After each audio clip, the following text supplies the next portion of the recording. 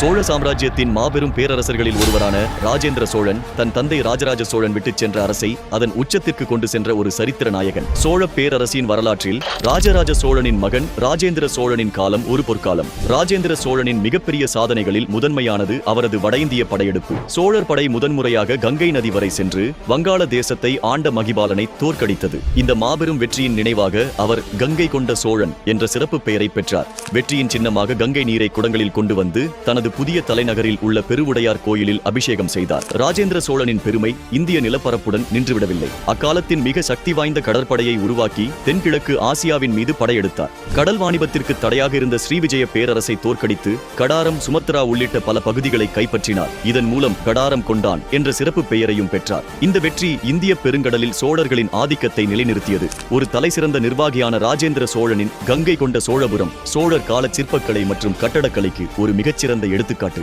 தனது கங்கை வெற்றியின் நினைவாக சோழகங்கம் என்ற மிகப்பெரிய ஏரியை வெட்டினார். இது பொன்னேரி என்றும் அழைக்கப்படுகிறது. 16 மைல் நீளமுடைய இந்த ஏரி அக்காலத்தின் மிகச்சிறந்த நீர்ப்பாசன தொழில்நுட்பத்திற்கு சான்றாகும். ராஜேந்திர சோழனின் காலம் வீரத்திற்கும் கலைக்கும் நிர்வாகத்திறனுக்கும் ஒரு சிறந்த எடுத்துக்காட்டாகும். கங்கை வரை படையெடுத்து கடல் கடந்து வெற்றிகளை குவித்து கலைநயம் மிக்க கோயிலையும் நீர்ப்பாசன ஏரியையும் உருவாக்கிய அவரது பெருமைகள் தமிழ் மண்ணின் வரலாற்றில் என்றும் ஒளி வீசும் அழியாச்சுடராகும். அவர் வெறும் ஒரு மன்னர் அல்ல, ஒரு சகாப்தம்.